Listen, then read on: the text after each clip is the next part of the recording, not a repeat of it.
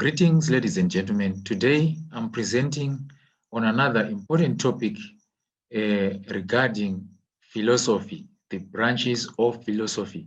And today we are dealing with axiology.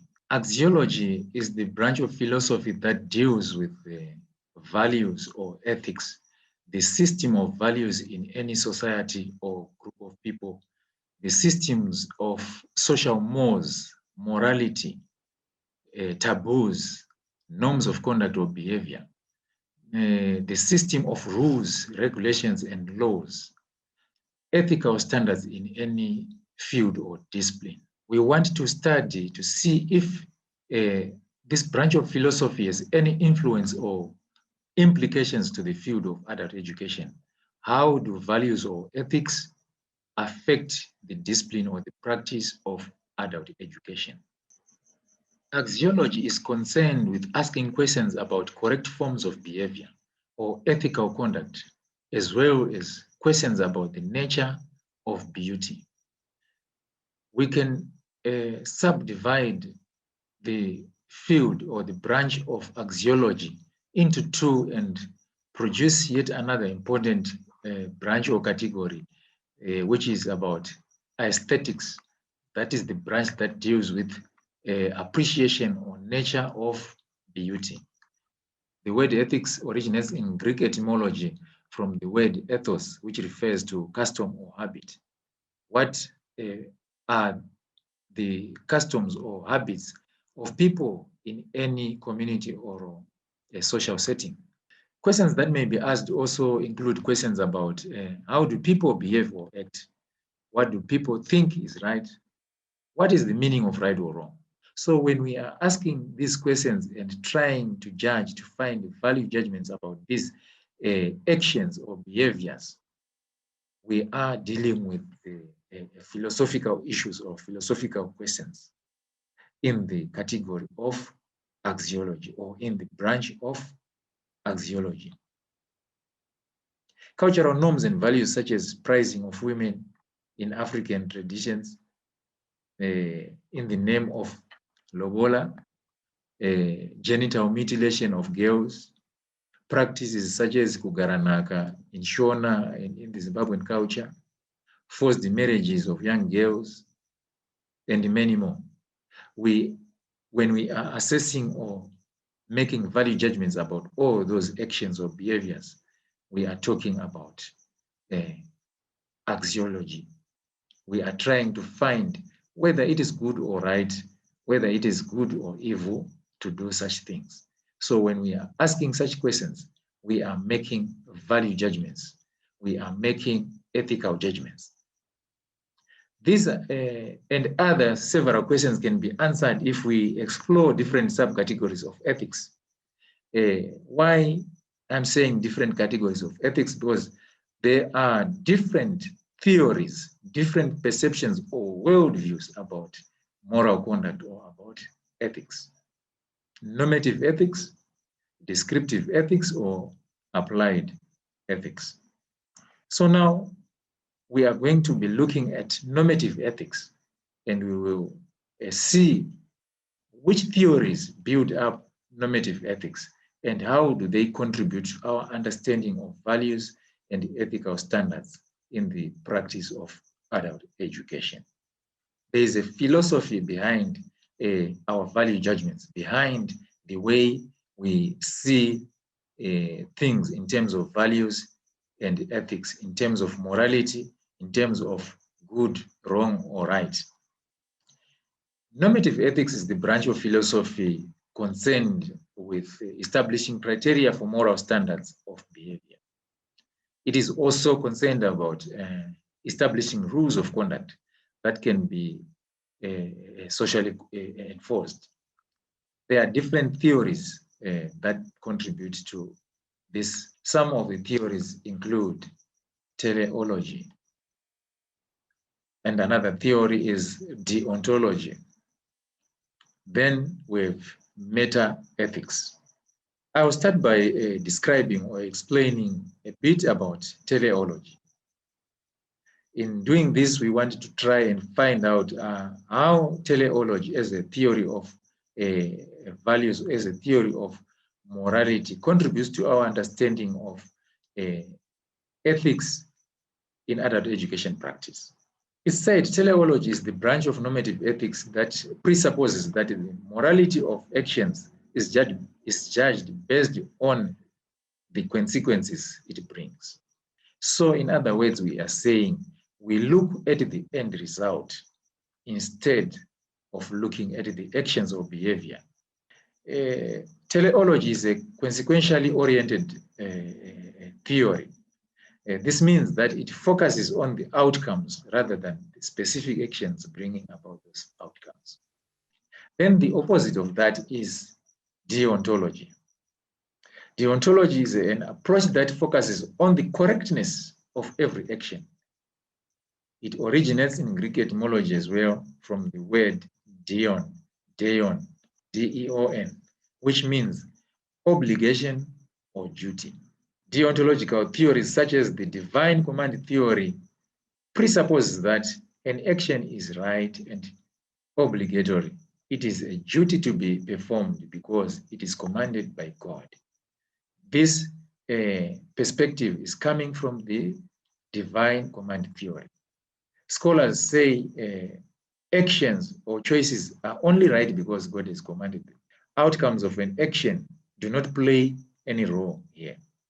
We are not looking at the consequences of any action, but we are looking at the law as God given or as God commanded. If God has commanded, then it is right or wrong. However, this raises a lot of ethical dilemmas between moral absolutism and moral relativism. I'll explain what these terms mean. There comes a time when moral decisions have to be made. So at times people ask whether an action is morally good because God has commanded it, or does God command it because it is morally good? Does God command an action or behavior or conduct because it is morally good, or it becomes good because God has commanded it? Right. Deontology also deals with the category of human rights from an absolutist or universalist point of view. What I mean by this is an assumption that all human beings have inherent universal rights which are not contingent on human actions. This is saying in all human beings, there is an inherent value judgment about moral conduct, universal rules about conduct that originate from the consciousness of every individual. That is to say, without being told this is good or this is wrong, a person already knows from within that this is good or this is wrong. When we are saying a universalist point of view, we are saying that this type of or this dimension of value judgments or ethical conduct is universal, is uniform to all human beings under the sun.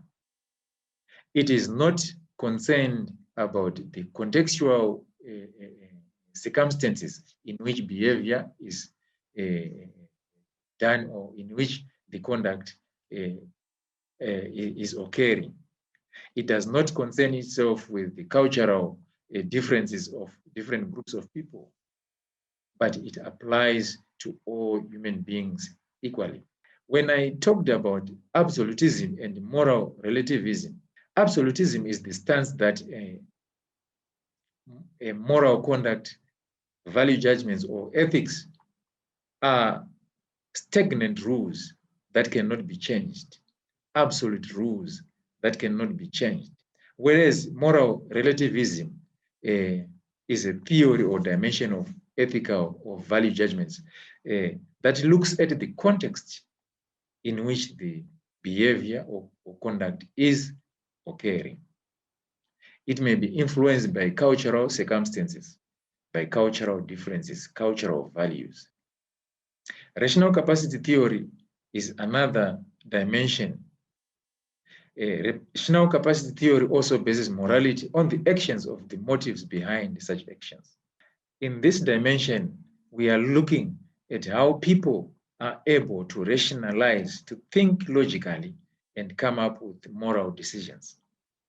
So it explains that if the motive is evil, the agenda behind an action or behavior, if that agenda or motive or intent is evil, then the actions or consequences are also automatically evil or wrong. Then there's another dimension of deontological theories or perspectives, which is about virtues, human virtues.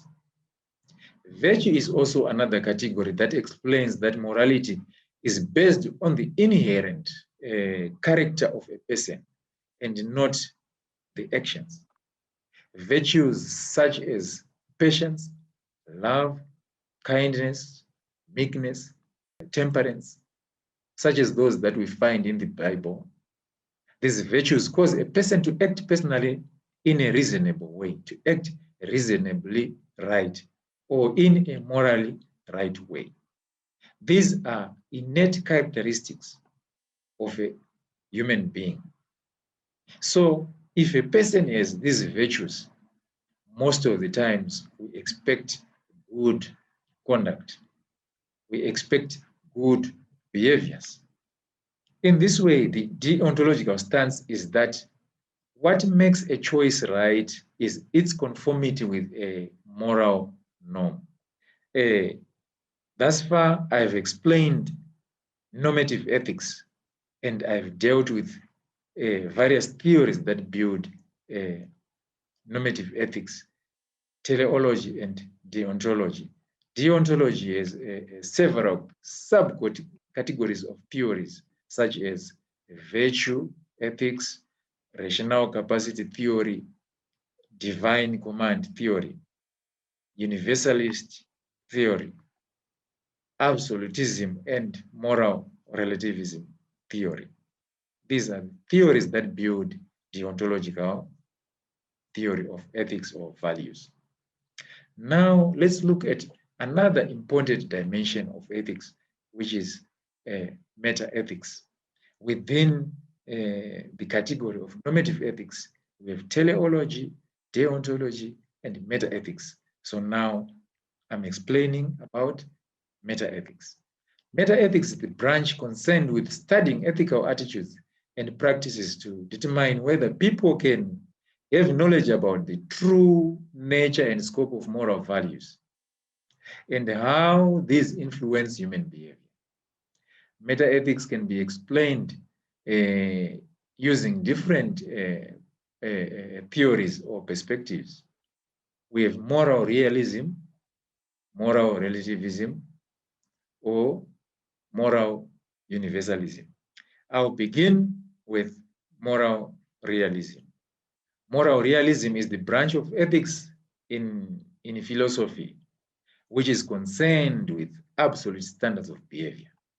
Remember, I explained earlier on about absolutism as a subcategory of the deontological theory. Now I'm explaining further and trying to bring out what it really means. So moral realism is that branch of ethics which deals about absolute standards of behavior, stagnant standards, unchangeable standards of behavior, unchangeable rules of conduct or behavior. Absolutism or moral realism presupposes that actions are either right or wrong, regardless of the context of the act. The contextual circumstances do not play a role in value judgments or when making moral decisions. We just have to look at what the rule or law says. If it says this is right, then it is right. If it says this is wrong, then it is wrong. It is closely linked to deontology or absolutism. Moral realism is an objective view for understanding morality, meaning that morality is independent of the inherent characteristics of human beings. This implies that moral judgments are not subjective, and the intention, understanding, feelings, motives of a person do not play any role in determining moral standards. Moral absolutism extends moral realism by implying that moral rules are absolute and obligatory.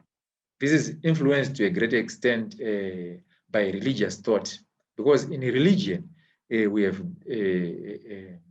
this type of moral judgments or value judgment that is based on absolutism, that is based on the divine command theory, which is a belief that right or wrong is determined by the laws of God, the commandments of God.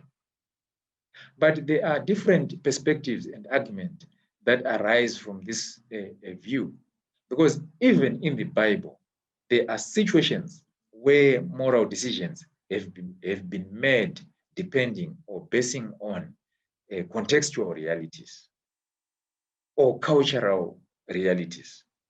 For example, when Jesus is explaining or solving this puzzle when confronted by the Pharisees, that if your cow or your beast falls into a pit on a Sabbath day, are you not going to rescue it because it's a Sabbath? So now we are saying that the rules are being compromised because of the circumstances or the context. So sometimes even in the Bible, moral judgments are based on the contextual realities, are based on cultural realities. This introduces us into the next category or theory, which is moral relativism. Moral relativism views morality as a social construction. And by social construction, we mean that rules, standards of behavior, value judgments, and expectations about human conduct are governed by cultural beliefs and practices. The social, cultural, historical, and personal experiences or circumstances influence people's beliefs and standards of behavior. It is also in this context that euphemisms like "when in Rome, do as the Romans do" come from. Or in Shona, we have this proverb, Tsumo, it's a proverb, right? Mwana wa mambo muranda kumwe. It means when you are in a different cultural setup, you are governed by the laws, the norms, the mores, the taboos of that cultural setting. So it depends on the cultural circumstances. Sometimes we find that even those strong claims about moral conduct, sometimes with time they become fallible. Let's look at the issue of slave trade. People made great exploits, entrepreneurial ventures by trading slaves. But it came a time when the world agreed that slave trade was immoral, was the wrong thing to do, to subject other human beings to such ill treatment, and slave trade was abolished. It could have been difficult for the slave traders and those that benefited from it to accept that things were changing, because they so believed in doing that. It was right in their belief. It was right during their time, historically. It was right according to their laws. There are subcategories of moral relativism, and these are cultural relativism and ethical subjectivism. Cultural relativism is concerned about moral values that are applicable within certain cultural boundaries. because culture is different from from each social setting. If you go to another country or another ethnic group in the same country, you find they are governed by a different set of norms, mores, taboos, and cultural standards. When in Rome, do as the Romans do. Mwana washe muranda kumwe. This is cultural relativism. Ethical subjectivism is concerned about individual preferences, individual differences. Another person believes it is a good thing to smoke daga mbanje, but another person believes it's not good.